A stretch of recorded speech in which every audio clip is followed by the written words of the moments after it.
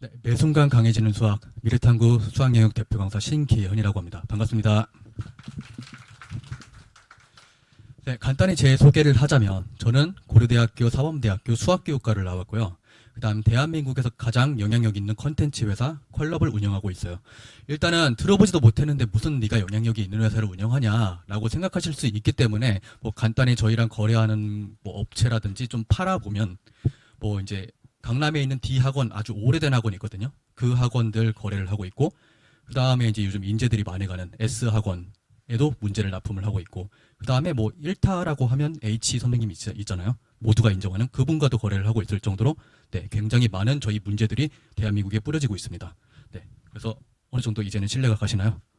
네, 그러면 이제 설명회를 하기 앞서서 이번 수능이 끝난 지 한 2주 정도 됐죠. 그 2주간 동안 이제 어머님들이 인터넷이라든지 아니면 여러 설명회를 갔다 오시면서 총평들을 많이 들으셨을 거예요. 그래서 수능이 어떻게 된지는 그렇게 큰 관심이 없으실 것 같지만, 제 총평은 조금 의미가 있다고 생각을 하거든요. 그 이유는 제가 이제 부끄러운 과거를 하나 얘기를 해드리자면 저는 N수생 출신입니다. 저도 한때는 의대를 가고 싶어가고 재수하고 삼수하고 뭐 사수하고 오수하고 굉장히 많이 했어요. 그러다가 결국엔 못 갔으니까 이 자리에 있겠죠? 네. 제가 왜 못 갔냐면요. 뭐 이제 머리가 나빠서 그거는 아니고요. 초반에는 국어 영어를 못했어요. 그리고 그 국어 영어를 올리고 나니까 국어는 100분이 100까지 올렸거든요. 과학이 발목을 잡네요.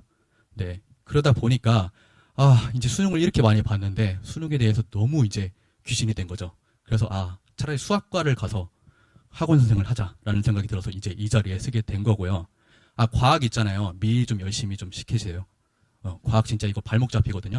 아니면 사탐이라도, 네, 사탐 런을 치게 하더라도 탐구 진짜 잘 준비해야 됩니다. 네, 이건 조언 굉장히 의미 있는 거예요. 네, 그러다 보니까 저는 누구보다도 수능을 굉장히 많이 보고 또 진심을 다해서 수능을 본 적이 누구보다도 많아요. 그러다 보니까 다른 강사들에 비해서 학생의 마음, 시험장에서 그 학생들의 마음을 더 잘 공감하고 읽을 수 있다고 자부를 합니다. 네. 일단은 많이 들으셨을 거예요. 이번에 수능 어떻다고 많이 얘기를 들으셨나요? 쉬웠다라는 얘기 많이 들으셨죠? 네. 저는 함부로 쉬웠다는 말을 하지 않아요. 왜냐하면 당연히 제가 보면 쉽죠. 선생님들이 보면 쉽죠. 출제자들이 보면 쉬울 거고요. 근데 이건 학생 입장에서 바라봐야 되는 게 맞아요. 하지만 쉬운 거 공통은 맞습니다. 자, 어떻게 쉬웠길래 이런 얘기를 하냐라고 말씀을 드리자면 원래 13번이라는 거는 준킬러 문제가 올 자리입니다. 12번도 그렇고요. 근데 1번부터 13번까지 진짜 기본 문제가 나왔어요. 너무 쉬웠죠? 근데 심지어 14번, 15번, 뭐 비주얼은 조금 있어 보이긴 하지만, 기출 문제만 열심히 공부했다면 충분히 맞출 수 있게 나왔어요. 그러다 보니까 15번까지가 객관식이죠? 너무 쉽다 보니까, 16, 17, 18, 19도 쉬웠어요. 그러다 보니까 이제 20번을 간 거죠? 근데 이 쉬운 거에 길들여져 있는데 20번, 어땠을까요? 비주얼이 굉장히 남다르긴 했어요. 그러니까 내가 처음 보는 그런 생소함을 가지고 있는 문제가 20번이었다 보니까 20번을 못 푼 학생들이 꽤 많이 나오게 되고요. 이 학생들이 20번에서 막히면 어떤 현상이 발생하냐면요. 20일, 21을 보지를 못합니다. 네, 멘탈이 나간 상태에서 20일, 22까지 틀려버리는 순간 이번 수능 1컷이 미적은 92점, 확통은 92점, 미적은 84, 5점 이 정도로 나오고 있는데 치명적이죠. 네, 그러다 보니까 공통에서 이런 함정들은 있다. 하지만 19번까지가 너무 쉬웠고 조금 까다로운 문제 3개 추가됐다고 해서 이 수능이 공통 문제 어려웠다라고 말할 수는 없죠. 쉬운 게 맞잖아요. 네.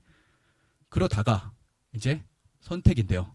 제가 PPT 만들기 귀찮아서 이렇게 쓴 게 아닙니다. 진짜로 쉬웠어요. 제가 오늘 문과 설명이잖아요. 그래서 확통에 할 얘기가 참 많았으면 좋겠는데 확통이 정말 할 얘기가 없고요. 저는 진짜 배신감이 들었습니다. 왜냐하면 기출만 풀어도 충분히 풀 수 있게 나오다 보니까 진짜 이건 좀 실망이었어요. 그에 비해서 미적분 왜 어렵게 나왔을까요? 이번에 N수생 최다라고 들으셨죠? 이 N수생들 어디 가려고 N수했을까요? 네, 저같이 의대 가려고 N수했겠죠. 그 의대 가려고 N수하는 학생들은 미적분을 했을 거란 말이죠. 그러다 보니까 변별력을 기르기 위해서 이렇게 3점짜리부터 엄청 어렵게 나오기 시작했습니다. 혹시 여기 오신 분들 아직 미적과 확통 못 정했다. 한번 손 한번 들어주시겠어요? 나머지 분들은 확실하게 정하고 오신 건가요? 네. 미리 정하신 건 정말 다행이라고 생각합니다. 네. 그래서 오늘 어차피 문과 설명회이기 때문에 뭐 제 미적에 대해서 궁금하시다면 이제 4번째 설명에 오시면 되고 오늘은 확통을 중점적으로 설명을 드리겠습니다. 자, 이 확통이 쉽다 보니까 커트라인 차이가 이 정도로 나요. 일단은 이거는 확정 등급 컷은 아니기 때문에 이게 정확하다고 말씀드릴 수는 없습니다. 하지만 이 정도로 나타나고 있다는 거는 약 6점 차, 심지어 8점 차까지 벌어질 수가 있죠. 두 문제 차이가 나는 거예요. 그러니까 만약에 84점 정도가 미적이 1컷으로 잡힌다면 네 문제를 틀려도 1등급이라는 거고요. 확통은 두 문제 틀리는 순간 1등급이 위태위태합니다. 이거 92점에서 93으로 올라갈 수도 있고요. 2등급이 나올 수가 있죠. 두 개 틀렸는데도 불구하고. 자, 이러면 어떠세요? 아, 우리의 확통시키면 진짜 위험하겠다. 미적 고려할까? 이런 생각하시는 분들 계신가요? 자, 오늘 그래서 제가 어머님들을 선택하는 거에 있어서 조금 더 도움을 드리겠습니다. 오늘 웬만하면 정하시고 가셨으면 좋겠어요. 우선은 미적은 어렵죠. 미적은 확통에 비해서 공부하는 양이 약 3배 정도 됩니다. 그렇기 때문에 당연히 공부도 열심히 했고 그런데도 불구하고 문제도 어려워요. 그러다 보니까 커트라인이 이 정도 되는 거 이건 인정하시죠? 네. 그렇다면 확통은 미적의 3분의 1이니까 이제 만만하게 보이십니까? 네, 절대 아니고요. 이 확통이라는 거에 문제점은 첫 번째는 이렇게 커트라인, 그러니까 실수를 조금 더 허용을 하지 못하는 커트라인이 있고요. 두 번째는 미적이라는 거는 어려운 문제가 있어요. 내가 어떻게든 비벼서 답이라는 게 나오면 그거는 웬만하면 맞을 가능성이 높습니다. 근데 확통이요. 풀어서 답을 내요. 그럼 그게 답인지 확신할 수가 없어요. 자, 제가 예를 하나 들어드리자면 몇 년도 수능이었지? 한 6, 7년 아니다. 6, 7년까지는 한 5년 전이다. 그때 수능을 봤을 때 이제 그 브로셔 제 거 있잖아요. 저 수강 후기를 쓴 학생 중에 서울대 치대와 고대의대 간 제 제자가 있을 거예요. 그 친구랑 같이 수능을 봤었는데 부끄럽게도 제가 96점 맞고 그 학생도 96을 맞아버렸습니다. 네, 정말 죄송하고요. 100점을 못 맞아서. 아무튼 제가 그때 96을 맞는 실수를 했을 때 뭐가 틀렸을까요? 바로 오늘 얘기할 확통에서 경우의 수를 틀렸습니다. 저는 단 한 번도 그 이전에는 확률과 통계에서 틀려본 적이 없다고 자부를 하고 있었고 그 이후에도 물론 확통 문제는 틀린 적이 없었는데 하필 그때 수능에서 4점짜리 실수를 해버린 거죠. 왜 그렇게 됐을까요? 저는 그 문제 30초 만에 풀었어요. 그리고 이제 다른 어려운 미적이나 수원수투 쪽에 조금 투자를 했는데 그게 제가 실수를 했던 거죠. 그리고 그 실수를 제가 캐치할 수가 없었던 거죠. 제가 그때 느낀 점이 굉장히 많습니다. 그래서 학생들을 앞으로 가르칠 때는 조금 더 정교하게 가르쳐야겠구나 이런 생각이 많이 들었고요. 그래서 확통을 공부할 때는 그냥 개념 알고 문제 풀 줄 안다고 넘어가면 안 됩니다. 저는 앞으로 학생들을 가르칠 때 확통 문제를 풀 때는 네가 왜 이 개념을 사용했니? 이런 걸 계속해서 물어볼 겁니다. 확통이라는 거는 실수할 가능성이 굉장히 높은 과목이기 때문에 이 문제를 풀 때 왜 이 풀이 방법을 사용했나 합리적으로 자기가 따져보는 연습을 굉장히 많이 해야 돼요. 네. 두 번째, 확통은요, 감을 잃으면 끝입니다. 제가 문제를 갖다가 학생한테 100문제를 줬어요. 그 100문제 하루에 다 푼다. 이거 소용 하나도 없습니다. 그 100문제를 하루에 조금 풀더라도 매일매일 푸는 게 굉장히 중요한 과목이 확통이에요. 조금이라도 감을 잃어버리면 확통은 진짜 끝입니다.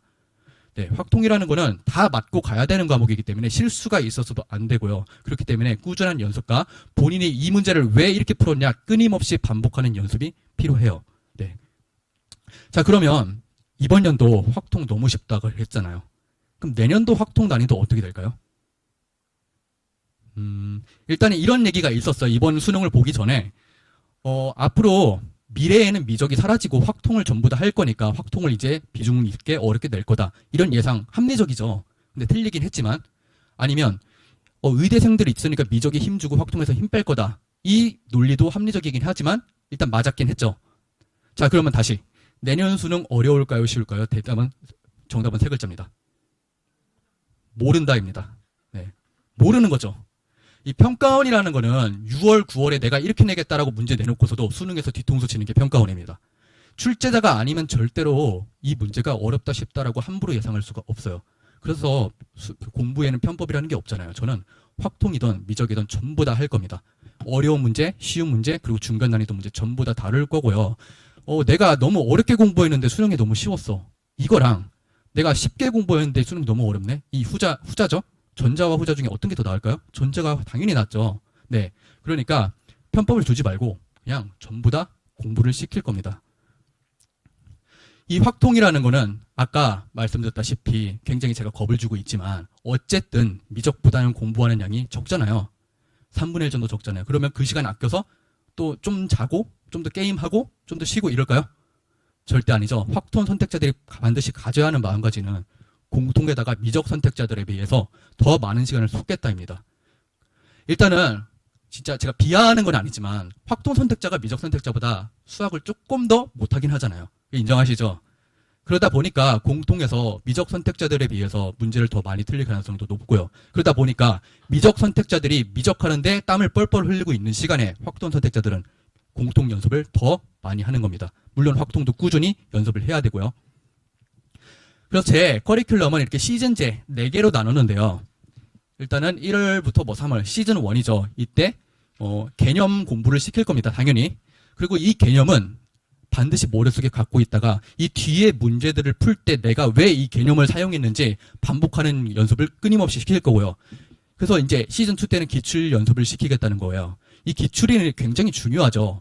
요즘 이제 학생들이 여러 컨텐츠를 많이 접하다 보니까 마찬가지로 저도 학생들한테 엄청난 컨텐츠를 제공할 거니까 학생들이 주객이 전도된 모습을 보입니다. 그러니까 기출은 제대로 풀지도 않고서 어느 선생님은 뭐 줬어? 어느 학원에선 어느 모의고사가 나왔는데 이거 너 풀어봤니? 이런 얘기는 해도 너 기출 이거 다 풀었어? 이런 얘기는 안 해요. 기출은 무조건 반복해서 공부를 해야 되고요. 이때 돌았다고 해서 이때 돌았다고 해서 뒤에 가서 기출 안 하고 이러면 큰일 납니다. 제가 이걸 잠깐만.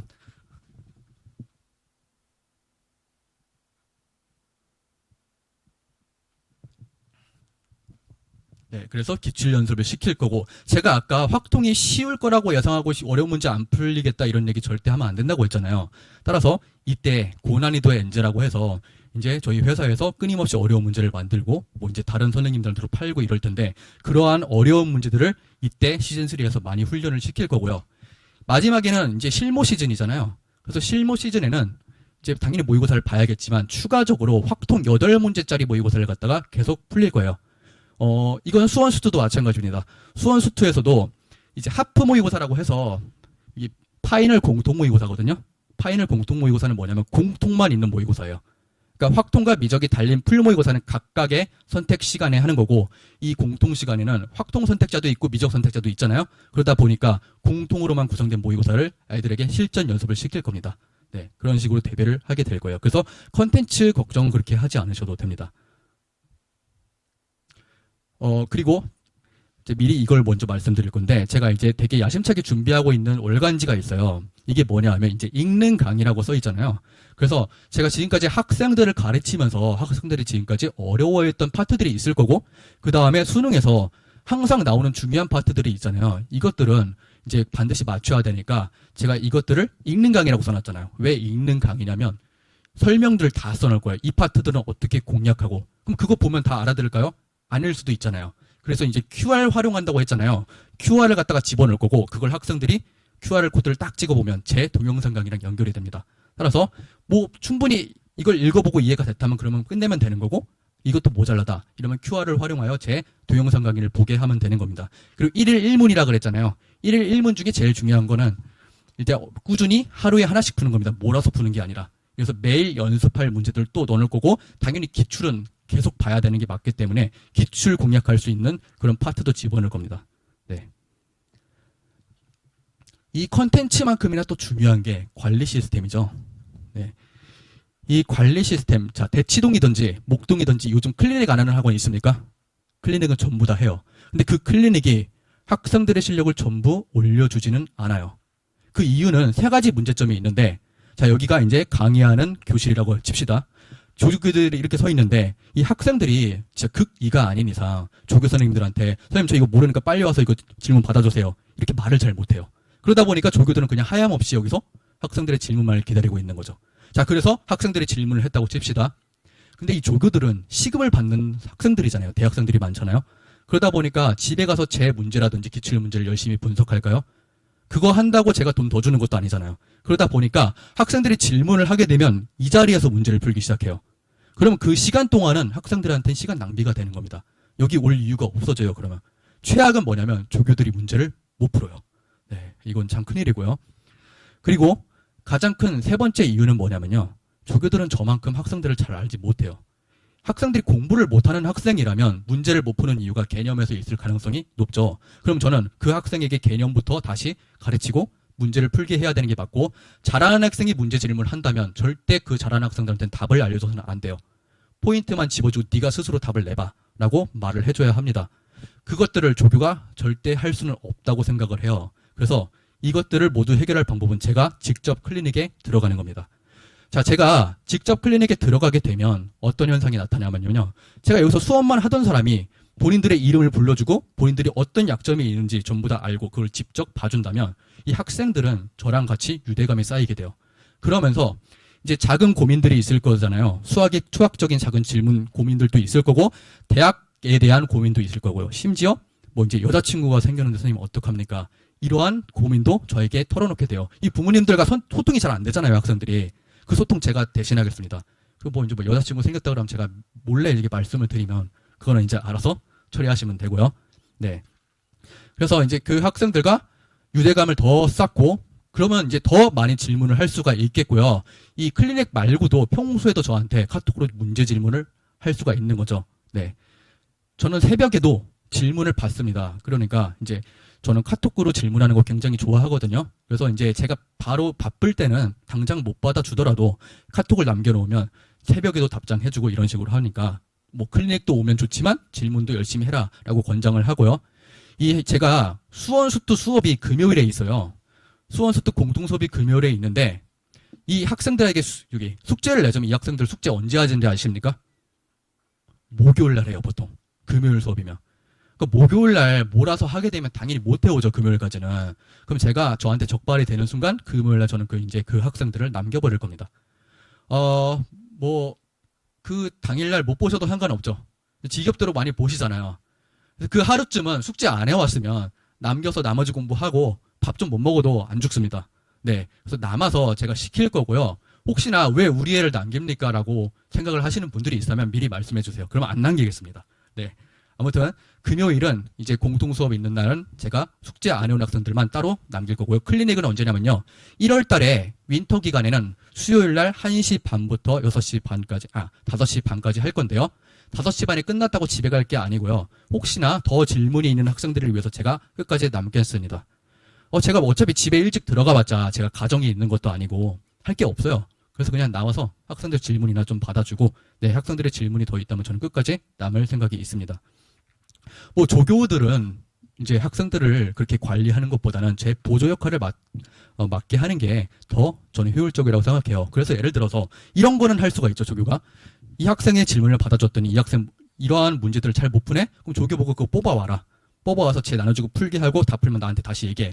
이래서 다 풀었다 하면 제가 다시 가서 재확인을 하는 겁니다. 그래서 처음부터 끝까지 학생들을 제가 관리하는 시스템으로 저는 클리닉을 진행을 할 거니까 안 오면 손해겠죠. 네, 특히나 많이 부족한 학생들 그리고 우리 이제 확동 선택자들만큼은 클리닉에 꼭 오시길 이제 권장을 드리고요. 이제 본 수업에서도 뭐 테스트를 볼 건데 이거는 이제 8문제짜리 테스트 아까 말씀드렸다시피 확통에서도 있고 그 다음에 이제 푼문제 확통 같은 경우 특히 푼문제 또 풀라 그러면 틀리는 경우도 있습니다. 그래서 이런 것들을 반복시키기 위한 변형 문제들이라든지 이런 걸로 테스트를 구성을 해서 계속 보게 할 거고요.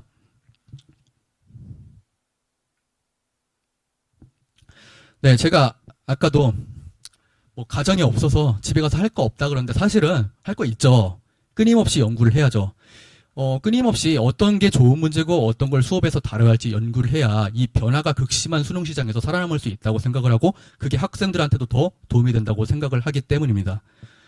그리고 솔직히 말하면 제가 여기 선생님이라고 해서 이렇게 서서 그렇지 제가 만약에 엄청 캐주얼하게 있고 자녀분들이랑 같이 있으면 진짜 구분 안 될걸요? 인정하시죠? 네. 그러다 보니까 더더군다나 학생들은 다른 이제 나이 많으신 선생님들보다는 제가 조금 더 친근하게 저한테 더 고민을 갖다가 많이 털어놓을 수 있을 거고요. 그리고 제가 뭐 옛날에 공대도 경험했고 수학과도 경험했고 물론 최종적으로는 수학교육과 사범대를 나왔지만 자연과학대 공대 다 경험해봤으니까 아직까지 대학 목표를 못 정한 학생들 저한테 털어놓으라고 하면 됩니다. 네. 그러니까 학생들이 그만큼 저한테는 좀 편하게 말하지 않을까라고 생각을 하고 있고요. 제가 이제 이렇게 잘 안 늙는 외모 관리를 하는 것만큼이나 이제 학부모님들의 자녀 관리를 열심히 하겠다고 약속드리면서 이번 설명을 마치겠습니다. 감사합니다. 추가적으로 제 번호를 하나 적어드릴게요. 그래서 질문이 있으시다면 여기다 연락을 주시면 됩니다.